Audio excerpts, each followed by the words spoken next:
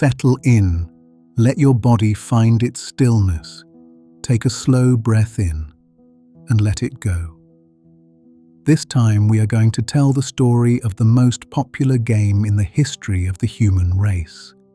Not the most profitable game, not the most technically complex game, not the game with the most rules or the most equipment or the most elaborate infrastructure, though it has become all of those things in time. The most popular, the most loved, the most universally played, watched, argued about, wept over, and celebrated game that any civilization has ever produced. We are going to tell the story of football, the game the rest of the world calls football, and that much of North America knows as soccer. Both names belong to the same beautiful game, and both are welcome here. And we are going to begin, as all the best stories begin, a very long way from where you might expect. We are going to begin in ancient China. Before football, ancient ball games across the world.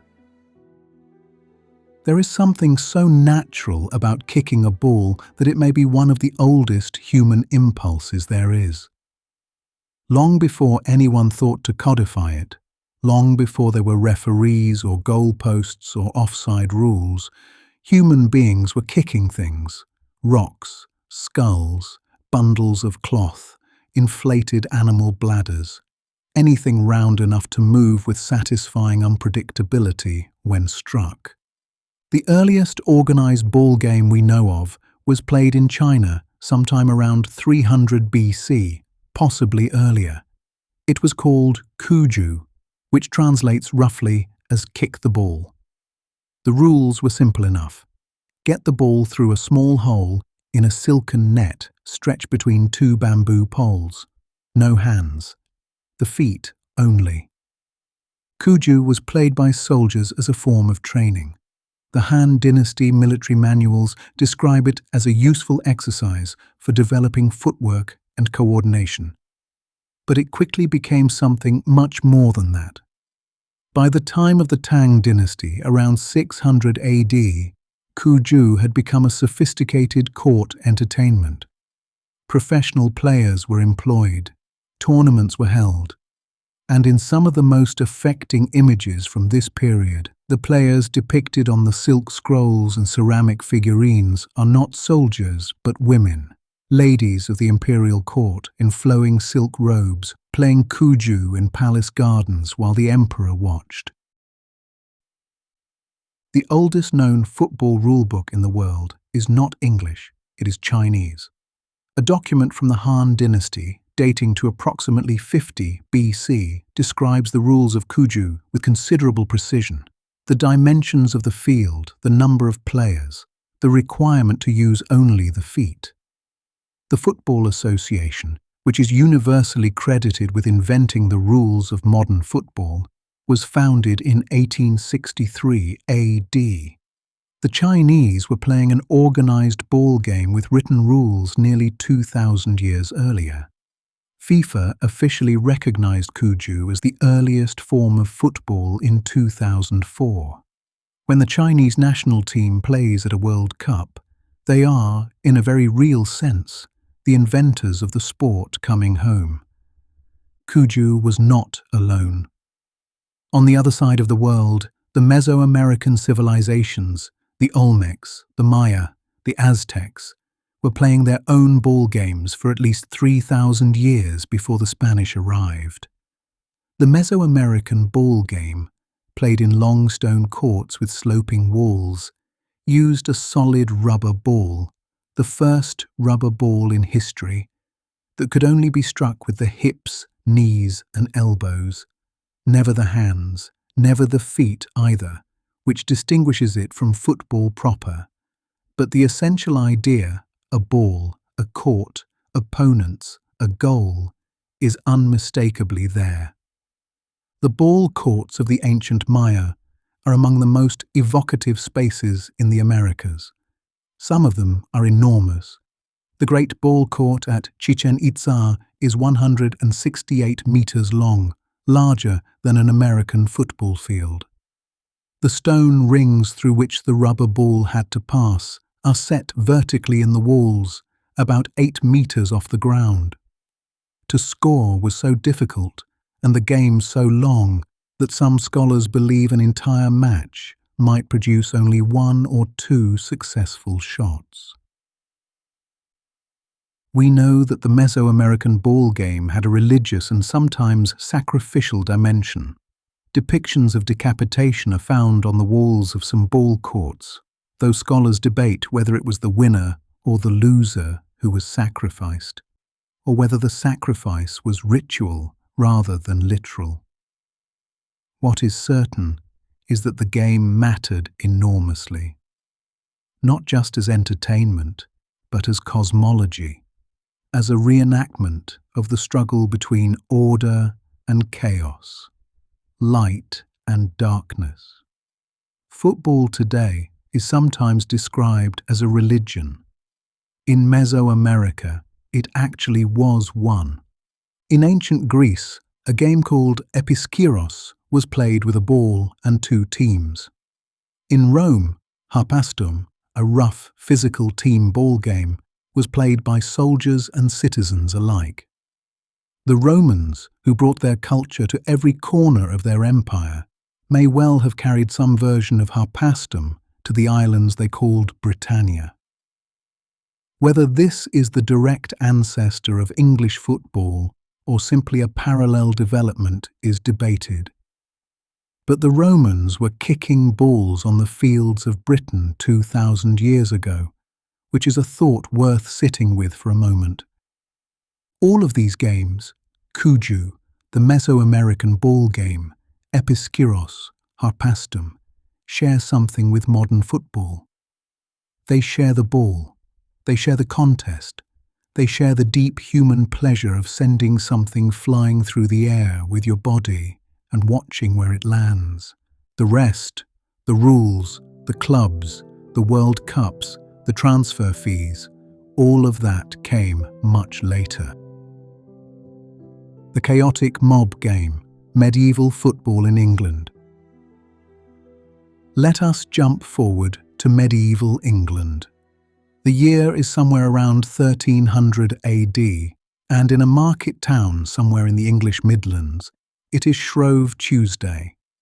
Shrove Tuesday, the day before Lent begins, the last day of excess before 40 days of fasting, was traditionally a holiday, a day of carnival, a day when the normal rules of the town were suspended.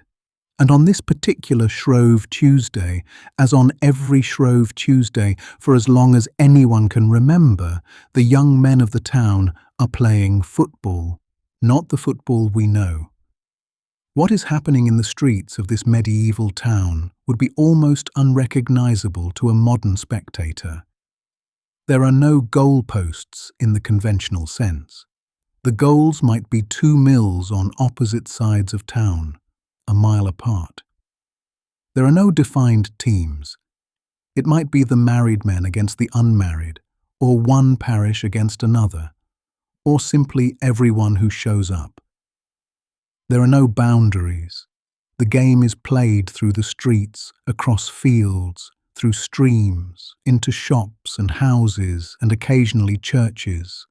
There are no referees. There are virtually no rules at all. The ball, a pig's bladder, inflated and sewn into leather, is placed in the centre of town at noon. And then anything goes. It is loud, chaotic, violent, joyful, and almost impossible to stop once it has started. The crowd is simultaneously the players and the spectators. Buildings are damaged, people are injured, and virtually every year someone is killed. The authorities hated it. King Edward II of England issued a royal decree in 1314 banning football in the streets of London, describing it as causing great noise in the city through the hustling over large balls from which many evils might arise which God forbid. He was not the first. Over the following 3 centuries, football was banned in England, no fewer than 30 times by various royal proclamations, parliamentary acts, and civic ordinances. The banning never worked. The people simply ignored it and kept playing. The game was too deeply embedded in the fabric of popular life to be eliminated by royal decree. Which tells you something important about what football was and what it would become. No institution created it. No authority permitted it. It existed because people wanted to play it, and no one, not the king, not parliament, not the church, was powerful enough to make them stop. The medieval mob game had regional variations across the whole of Britain and much of Europe. In Derby, Attercliffe, Kirkwall, in the Orkney Islands, and dozens of other towns, the Shrove Tuesday football match was an annual event of enormous social significance, a ritual as important as any religious festival, a day when the whole community gathered and the young men proved themselves, and old scores were settled and new bonds were formed. It was not just a game, it was a statement about who these people were. By the early 19th century, the mob game was dying out, driven away by urban growth, by the enclosure of common land, by an increasingly organized and regulated society that had less and less tolerance for chaos in the streets. But just as the old popular football was disappearing from the towns, something remarkable was happening behind the high walls of the English public schools. Football was being reinvented. The Cambridge rules, the afternoon schoolboys codified a sport.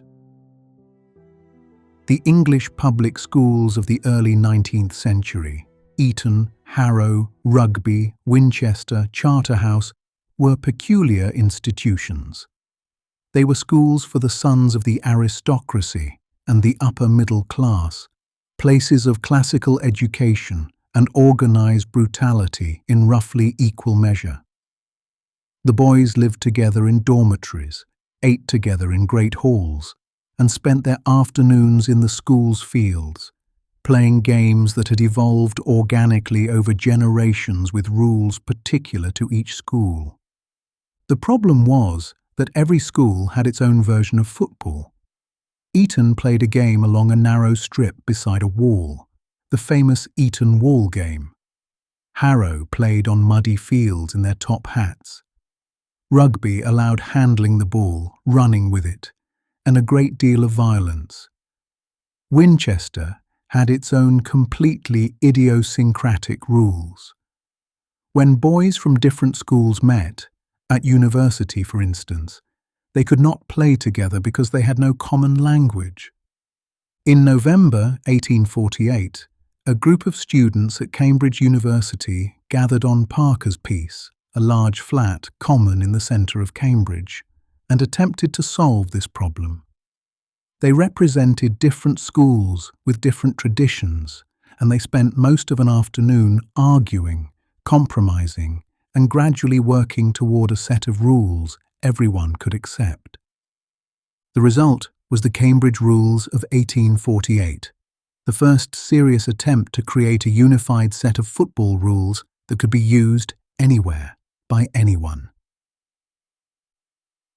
The Cambridge Rules meeting of 1848 lasted approximately 8 hours and was conducted by students, most of whom were between 17 and 20 years old.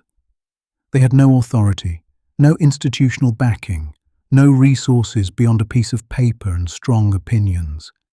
And yet, what they produced that afternoon on Parker's Piece became the direct ancestor of the laws of the game that govern football in every country on earth today. The fundamental principles they established, that you advance the ball by kicking it rather than carrying it, that handling should be restricted or eliminated, that the goal should be defined and agreed upon, are still the principles of the game 175 years later. A group of university students arguing on a common in Cambridge on a November afternoon in 1848 effectively wrote the constitution of the world's most popular sport. The Cambridge rules were not the final word, but they established a direction toward a kicking game rather than a handling game that would prove decisive. Different schools and clubs continued to use their own variations for another 15 years. The chaos continued. But the direction of travel was clear. All that was needed now was an institution to make it official. The Football Association is born. 1863 and the Great Split. On the evening of the 26th of October, 1863, representatives of 11 London football clubs gathered in a pub called the Freemasons' Tavern in Great Queen Street, London. They had come to do what the Cambridge students had attempted 15 years earlier, to agree on a single set of rules for football. The meetings continued over several evenings through October and November. And in those meetings, the central question, the question that would define the future of not one but two sports, was debated with increasing intensity. Should players be allowed to run with the ball in their hands? Should players be allowed to hack, to kick an opponent's shins in order to make them drop the ball? The clubs from the public school tradition of rugby said yes. The clubs that had evolved from the Cambridge tradition said no. The argument grew heated, and eventually, irrevocably, it split. On the 8th of December 1863, the clubs that wanted handling and hacking walked out of the Freemasons' Tavern and went away to form what would eventually become the Rugby Football Union. The clubs that remained agreed on a set of rules that prohibited handling, except by the goalkeeper, and prohibited hacking entirely. The Football Association was founded, the laws of the game were written, and the sport that would one day be played by 250 million people in more than 200 countries had its founding document. The word soccer, which Americans and Australians use for what the rest of the world calls football, is not an American invention. It is English, and it dates to the 1880s. It is a slang abbreviation of association, as in the Football Association, with the ER suffix that Victorian English public schoolboys applied to everything. Rugby football became rugger. Association football became a soccer, and then simply soccer. The word was widely used in England for decades. It was the English who gave the Americans the word, and then the English stopped using it. The next time someone tells you that calling it soccer is wrong, you can explain that it is, in fact, the original English slang for the game. The Football Association's rules spread quickly. Clubs formed across England, not just in London, but in Sheffield, Birmingham, Manchester, Liverpool, Nottingham. The first FA Cup was held in 1871. The Football League, the world's first professional football league, was founded in 1888. By the end of the 19th century, football was no longer a game played by the sons of the English upper class. It had become completely and irrevocably the working man's game. The working man's game, football, leaves the schools and finds the factories. The transformation of football from an elite school sport to a mass working-class phenomenon is one of the most remarkable social stories of the 19th century. And it happened with extraordinary speed. The mechanism was simple. The young men who had learned to play football at public school went out into the world, as army officers, as colonial administrators, as engineers and factory managers. And wherever they went, they brought football with them. They organized clubs among the workers they employed. They set up pitches in the mill towns and the mining villages and the port cities of industrial England. The workers took to it immediately, and then they made it their own. By the 1880s, the great clubs of the English industrial north were being formed. Wolverhampton Wanderers, founded by pupils of a local school. Aston Villa, founded by members of a Wesleyan Chapel cricket club. Blackburn Rovers, formed by grammar school old boys. Bolton Wanderers, Burnley, Sunderland, Preston North End, club after club emerging from the industrial communities of the north, their identity rooted not in the schools, but in the streets and the factories and the churches of their towns. Football gave these communities something they desperately needed: a collective identity, a shared story, a reason to gather on a Saturday afternoon and feel for 90 minutes that the world was organized into something comprehensible. Two sides, one ball, a winner and a loser. And that your side, your town, your people might triumph. The first professional footballer in England, the first person ever paid a wage specifically to play football, was a Scottish player named Fergus Souter, who joined Darwen FC in Lancashire in 1878 after being recruited from Glasgow. The Football Association at the time maintained a strict amateur code. It believed that paying players to play was ungentlemanly and would corrupt the spirit of the game. Souter was paid anyway, quietly, in arrangements that everyone knew about and politely pretended not to notice. By 1885, the FA had given in to reality and legalized professionalism. The very first professional contract in the history of football was a small, slightly embarrassed capitulation to the fact that working men, unlike aristocrats, needed to be paid for their time. The sport has been professional ever since, and the wages have grown somewhat. The clubs that formed in those industrial communities in the 1880s and 1890s are still there. Aston Villa still play in Birmingham. Blackburn Rovers still play in Blackburn. Sunderland, Wolverhampton, Bolton, Burnley, they have been promoted and relegated, and sometimes forgotten, and sometimes celebrated, but they have survived for over 130 years because the communities that created them never stopped caring. That is what a football club is, at its deepest level. Not a brand, not a business, not an entertainment product. A community that has decided to have a team. The spread, how football crossed oceans and became a global language.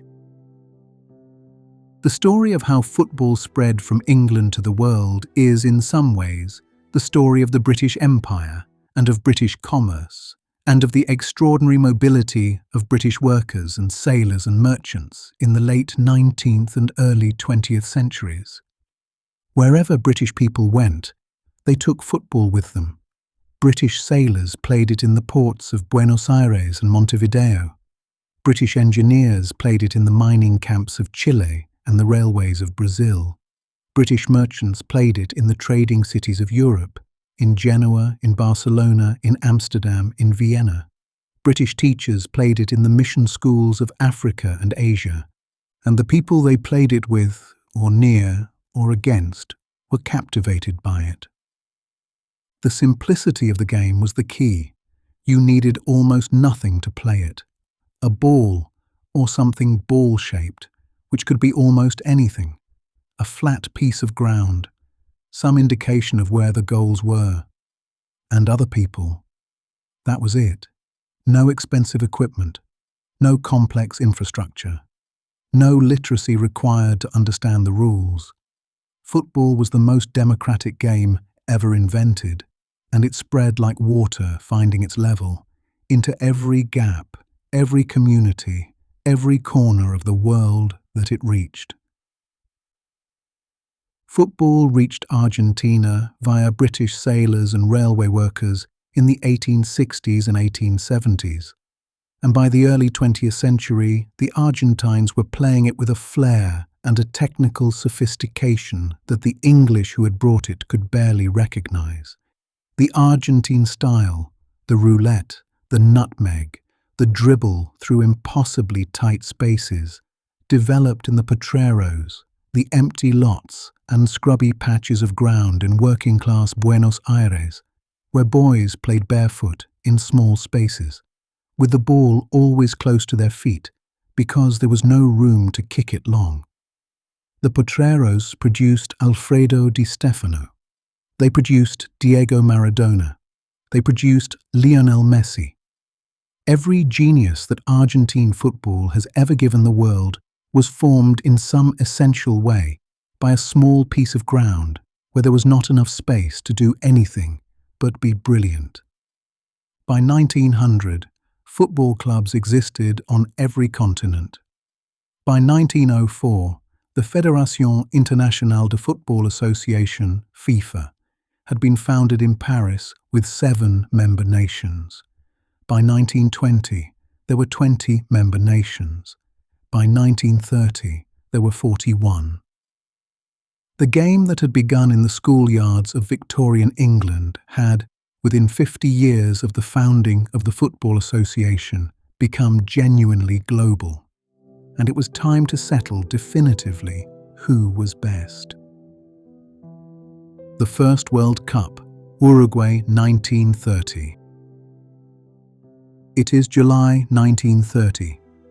We are in Montevideo, the capital of Uruguay, a small, prosperous South American nation that had won the football gold medal at the Olympic Games in both 1924 and 1928, and that had offered to pay the travel and accommodation costs of every national team willing to make the journey to South America for the first ever FIFA World Cup. The journey was genuinely considerable. The European teams who came, France, Belgium, Yugoslavia, Romania, arrived by ship, a crossing that took 2 or 3 weeks each way. Several major European nations declined the invitation entirely. England, who had withdrawn from FIFA in a dispute over amateurism, Italy and Spain and Germany and the Netherlands, who considered the journey too long and the competition too uncertain. The tournament that would one day be the most watched sporting event in human history began with 13 teams and an attendance at most games that would not fill a modern lower league ground. And yet, there was something extraordinary in the air in Montevideo that July. The host nation had built a new stadium for the occasion, the Estadio Centenario, 100,000 capacity, named to mark the centenary of Uruguayan independence, in just over 2 months of frantic construction. The streets of Montevideo were alive with football. The cafes debated formations and players, and the chances of the host nation the way they had never debated anything before. The final was played on the 30th of July 1930 between Uruguay and Argentina, neighbors, rivals, the 2 dominant footballing nations of South America, before a crowd of approximately 93,000 people. Uruguay won 4-2. The man who scored the first goal in World Cup final history was Pablo Dorado of Uruguay in the 12th minute of the 1930 final.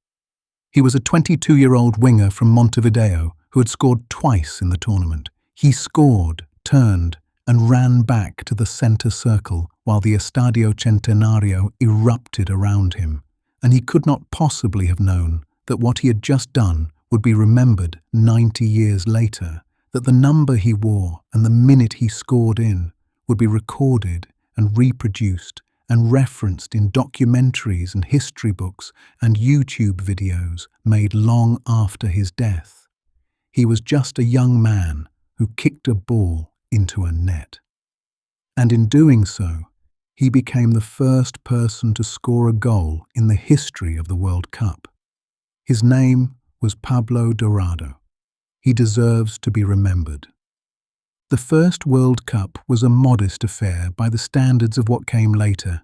It had no television, no global audience, no sponsorship deals, no broadcast rights, no player agents or multi-million-pound transfers.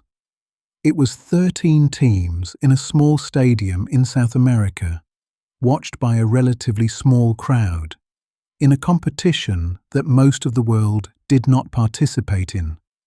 But it was the beginning, and the beginning of something that becomes the most watched sporting event in human history deserves to be remembered with appropriate reverence. The World Cup was born. The world just did not know it yet. The great early names, the players who lit the way. Before we move on, before we reach the television era and the global superstars and the billion-dollar transfer fees, let us pause for a moment with some of the players who defined the early decades of the game. The men who played without the benefit of footage, whose careers exist mostly in photographs and match reports, and the memories of people long since gone, but whose names still mean something to those who love the history of the sport. Arthur Wharton. Born in Ghana in 1865, son of a Ghanaian princess and a Scottish Ghanaian missionary, he arrived in England as a teenager and became, in 1889, the first black professional footballer in the world, playing as goalkeeper for Preston North End, the dominant team of the era. He was also the fastest man in England, holder of the world record for the 100 yards. He died in poverty in 1930, largely forgotten. A statue of him now stands in the National Football Museum in Manchester. Matthias Sindelar. The Austrian forward was called the Paperman for his slender build and extraordinary movement. He seemed to drift past defenders rather than run past them, finding space and angles that no one else could see. He was the greatest European player of the 1930s. He refused to play for Germany after the Anschluss incorporated Austria into the Nazi state. He died in 1939, in circumstances that were officially ruled accidental, but have always been suspected otherwise. Leonidas da Silva. The Brazilian forward at the 1938 World Cup in France was the first superstar of the global game, the first player whose name was known and celebrated across multiple continents, the first to appear in advertising, the first to become what we would now call a celebrity. He scored 7 goals in the tournament, finished as top scorer, and was so confident of Brazil's place in the final that he rested for the semi-final to preserve himself. Brazil lost the semi-final in his absence and were eliminated. He never got to play in the final he had saved himself for. Football has always had this capacity for breaking hearts at the very moment of greatest hope. The first ever hat-trick scored in a World Cup was scored by Guillermo Stabile of Argentina in 1930. 3 goals in a single match against Mexico in the very first World Cup. Stabile had not even been supposed to play in that match. He was a replacement for an injured player, appearing in only his second international.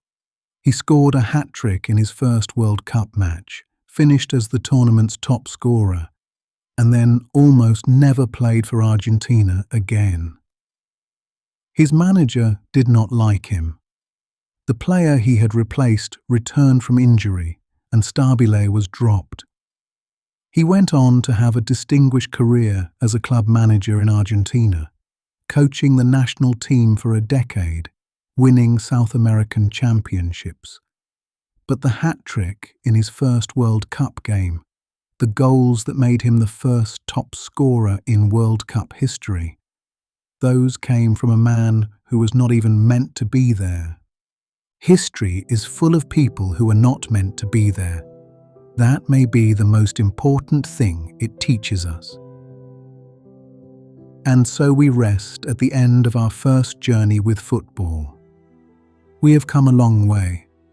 From the silk-robed women of the Tang Dynasty imperial court playing cuju in palace gardens, to the chaotic mob games of medieval English market towns, to the Cambridge students arguing on Parker's Piece on a November afternoon. We have watched the Football Association write its rules in a London pub, watched the game escape the schoolyards, and find the factories and the mill towns and the working communities that would love it most fiercely. We have watched it cross oceans, on ships, in the boots of British sailors, in the imaginations of Argentine boys playing barefoot on scrubby patches of ground in Buenos Aires. And we have watched a small stadium in Montevideo fill with 93,000 people for the first final of a competition that would one day be watched by more than 1 billion human beings simultaneously. The game was born, not in a single moment, not through a single act of invention, but gradually, collectively, unstoppably, the way all truly great things come into being, by people who simply wanted to play. Rest well, fellow traveller. We hope this journey brought you somewhere good. In the next episode, we enter the Golden Age. Pelé at 17, Maradona in Mexico, Cruyff's turn, and the decades when football produced human beings who seem to operate by entirely different rules than the rest of us.